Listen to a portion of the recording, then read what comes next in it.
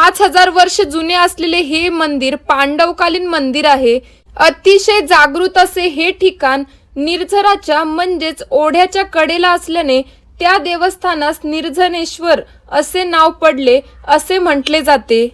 Hello everyone, welcome to my YouTube channel. आणि आज आपण आलेलो आहे निर्झरेश्वर मंदिरामध्ये संगमनेर येथे।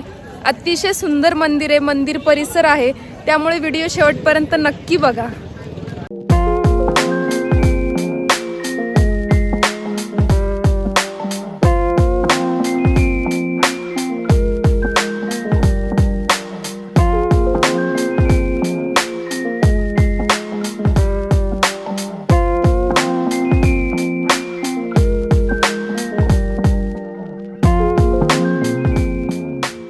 हे निर्झरेश्वराचे मंदिर अहिल्यानगर जिल्ह्यातील संगमनेर तालुक्यातील कोकणगाव येथे आहे।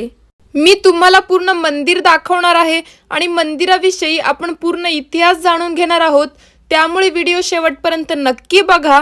आणि चॅनलवरती नवीन असाल तर चॅनलला सबस्क्राइब नक्की करा। मंदिर परिसरात लग्न वगैरे पण होत असतात आणि हे खूप प्राचीन आणि पुरातन मंदिर आहे। मंदिराचा इतिहासही खूप मोठा आहे। चहू बाजूने पर्वत, अगदी निसर्गरम्य वातावरण, दऱ्याखोऱ्या आणि भरपूर झाडे झुडपे व प्रसन्न वातावरण लाभलेला हा निर्झरेश्वरचा परिसर। या ठिकाणी श्रीकृष्ण पांडवांच्या भेटीसाठी आल्याने या परिसरात गोधन मोठ्या प्रमाणात असून आजही दुधामुळे जणू या परिसरात गोकुळ अवतरल्याचे दिसते। मंदिराचे बांधकाम अहिल्याबाई होळकर यांच्या काळात निमगाव जाळी येथील सरदार त्रिंबकजी ठेंगळे यांनी केलेले आहे। श्रावण महिन्यात दरवर्षी येथे मोठी यात्रा भरते। मंदिराच्या प्रवेशद्वारावर छत्रपती शिवाजी महाराजांचा अश्वारूढ पुतळा आहे आणि या मंदिराचा उल्लेख हजारो वर्षापूर्वीच्या ताम्रपत्रातही आढळतो असे सांगितले जाते। मनोलीकडील नेमबाई परिसराकडून भगवान शंकर व पार्वतीचे आगमन कोकणगाव तालुका संगमनेर पासून पूर्वेला 1 मैल अंतरावरील सनकडी पर्वतावर झाले। या पर्वतावर त्यांचे पाय उमटलेले आहेत।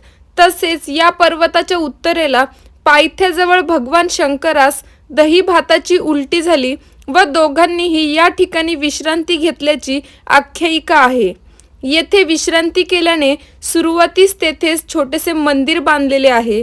काही कालानंतर पांडवांनी सनकडी व बनकडी या सह्याद्री पर्वतांच्या रांगांमध्ये निर्झराच्या कडेला यज्ञयाग करून शिवलिंगाची स्थापना केली आणि निर्झराच्या म्हणजेच ओढ्याच्या कडेला असल्याने या देवस्थानास निर्झनेश्वर असे नाव पडले असे म्हटले जाते। हे मंदिर स्वयंभू शिवलिंगासाठी प्रसिद्ध आहे, जेथे एकाच ठिकाणी 3 शिवलिंगाचे ब्रह्मा विष्णू महेश यांचे दर्शन होते आणि हे पांडवकालीन असल्याचे मानले जाते।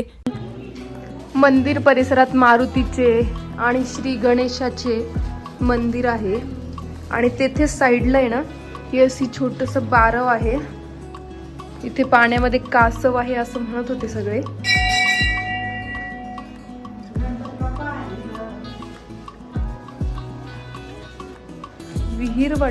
जर तुम्हाला व्हिडिओ आवडला असेल तर व्हिडिओला लाईक शेअर करायला विसरू नका आणि अशाच नवनवीन माहितीसाठी चॅनलला सबस्क्राइब नक्की करा। आणि मंदिराविषयी आपण तेथील पुजारी यांच्याकडून आणखीन थोडीफार माहिती जाणून घेऊयात। हे निर्झरेश्वर मंदिर आहे ना, हे पांडवकालीन आहे। इथं पांडवांनी यज्ञ केला होता आणि या मंदिराची पिंडीची स्थापना केलेली। इथं ब्रह्मा विष्णू महेश आहे, हे तिन्ही देव आहेत। इथे